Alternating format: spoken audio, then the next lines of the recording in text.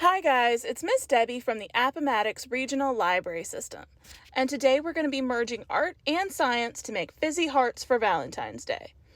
Start by getting an ice cube tray, a cupcake pan, or small bowls to put white vinegar in, and you want to fill them about halfway up with distilled white vinegar. Once you've done that, it's time to add your food coloring. If you're using liquid food coloring, you will want to add about 10 drops to each bit of vinegar.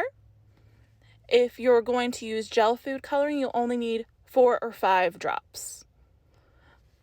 Once you've gotten all of your food coloring put in your vinegar, you'll want to stir it up well, and it'll be ready to use. Next, it's time to make your heart. You can fold a piece of paper in half and just draw a half heart shape on one side of your paper. And I recommend using very thick paper like cardstock or watercolor paper for this craft. And then you can start cutting it out along the line.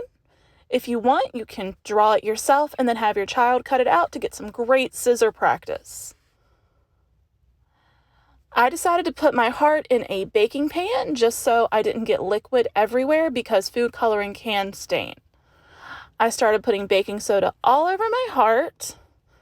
You're going to want it about 1 centimeter thick. You don't want to use too much or it won't soak through and stain your heart.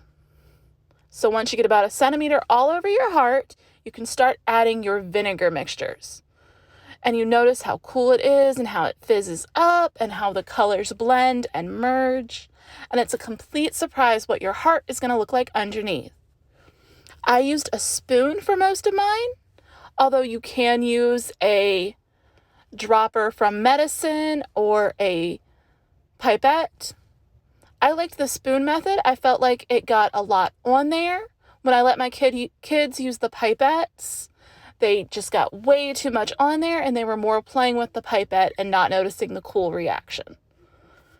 So once you get it completely covered in vinegar and you get to see all those cool reactions, it will be time to take the vinegar mixture and the baking soda off your heart. So when doing this, I recommend getting a spatula, and this is where the baking pan comes in handy.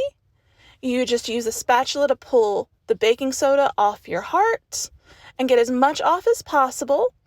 If you leave some, that's okay. It'll dry and eventually fall off. This will leave your heart stained in all sorts of beautiful colors and patterns.